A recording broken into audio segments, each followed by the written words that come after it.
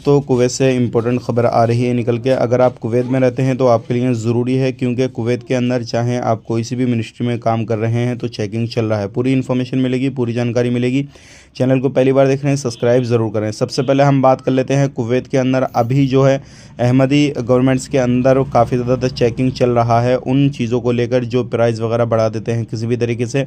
अगर आपको भी कहीं पे कोई भी बंदा या फिर कोई भी शॉप वाला, हाइपर मार्केट वाला या कहीं पे भी मॉल वगैरह पे जो प्राइस रहते हैं लिखे हुए उनसे ज़्यादा कीमत ले रहे हैं तो आप तुरंत जो है कार्रवाई करा सकते हैं, क्योंकि ऐसे ही एक दिन के अंदर 12 उल्लंघन दर्ज किए गए हैं और ऐसे लोगों के ऊपर, ऐसे दुकानदारों के ऊपर कार्रवाई की जाती है।